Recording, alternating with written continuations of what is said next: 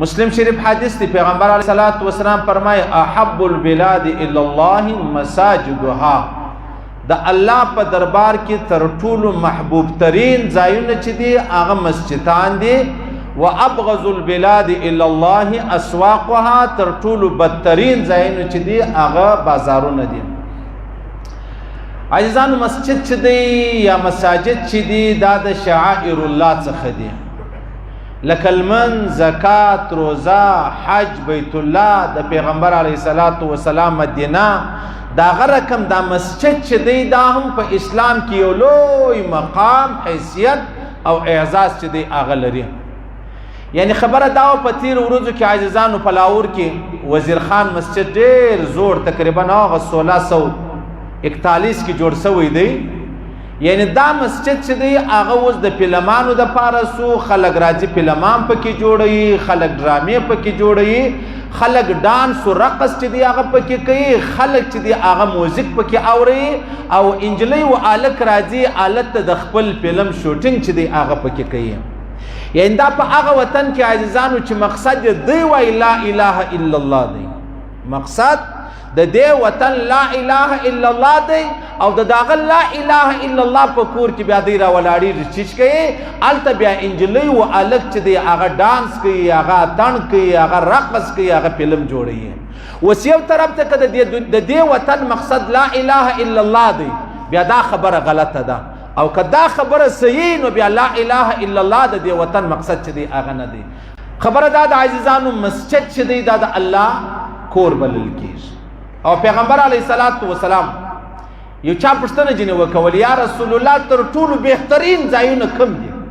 پیغمبر علیه السلام فرمایل ماته نرمان میږي د جبرئیل امین علیه السلام څخه پښتنه وکړه جبرئیل امین علیه السلام ول یا رسول الله زم نه په خبر د میکائیل علیه السلام څخه پښتنه وکړه میکائیل علیه السلام ورته تر ټولو بهترین ځایونه دا مسجدان دي او تر ټولو بدترین ځایونه دا بازارونه دي عزیزانو مسجد د الله کور دی بازار چې دی هغه د شیطان کور دی په مسجد کې الله او رسول یادېږي په بازار کې شیطان او نفس یادېږي په مسجد کې الله او رسول پیژندل کیږي په بازار کې سود او رشوت پیژندل کیږي نو لہذا مسجد د الله کور دی بازار د شیطان کور دی بس دا واضح خبره ده چې څومره سړی د شیطان په کور کې ټیم تیری شیطان ته ورنږدې شي څومره د الله په کور کې ژوند تیری او الله ته ورنږدې شي دا صحیح خبره کنفرم خبره ده بیا روایتو کې راځي عزیزانو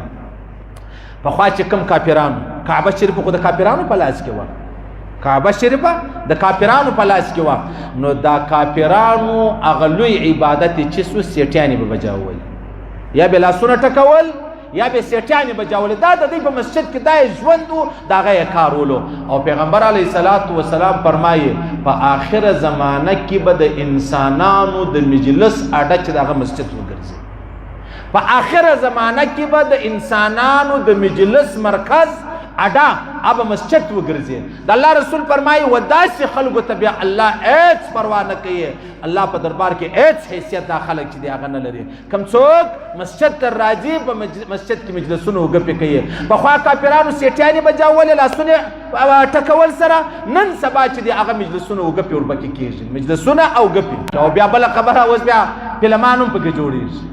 دا څونه لویه کفریه خبره ده دا په هغه وطن کې چې پر دیوالو لا اله الا الله مقصد لیکل شوی دا په هغه وطن کې نو اوس به الله رب العزت داسې خلکو سره څنګه معامله کوي د دې سره به الله کوي څه روایتو کې راځي عزیزان مسجد ډېر لوی وقار لري ډېر لوی احترام لري یو ورځ پیغمبر علیه السلام رالی مسجد لري چې رالی دا د قبلې و طرف پر دیواله باندې چا لاړې تکلې ولې ډېره خوا بده سو ډېر بیا یو انصاري ښځه وه هغه د پیغمبر سم په طبیعت پوسلو په منډه راولاړه سوله دغه دیواله صفا کړي بیا یې عطر ورباندې ولګول د الله رسول ورته وپنه ډېر زبردسته کار دی وکړي ډېر ښه کار دی وکړي یو ورځ پیغمبر سم مسجد لره رالی دا د قبلې و طرف ته چا لاړې تکلې ولې پر دیواله باندې پیغمبر علیه الصلاۃ والسلام په خپل پټو باندې دا د مسجد دیوال صفا کړي په خپل پټو و د الله د رسول پټو تر عرش لا اعلی دی ټیک سوچ کړي پیغمبر سم پر ځان باندې واچي صحیح سلو او دلته دغه پټو پیغمبر علیه السلام د مسجد دیوال باندې صفا کړي دا څنګه خبره صحیح سلو په خوا به خلکو مسجد ته کم وخت ورکوي هغه د عبادت لپاره ورکوي اوس د چیش لپاره دی اوس د بیت الخلا لپاره په ښار کې ټول ټپان ختم سو په ښار کې ټول هغه بیت الخلا وی ختم سولې بس مسجدان خلک چیر روانه مسجد لره چیش کوي بول کو چیر روانه مسجد لره چیش کوي بول کو قاری ابراهیم الرحمن صاحب رحمه الله الله د جنت الفردوس نصیب کړي هغه ول د کفر خبره د سړی کی چیرې چې مسجد لره چیش کوي بول کو مسجد د بول د لپاره دی دا په هغه وطن کې چې مقصد لا اله الا الله دی نور ملکونه موږ نه شایو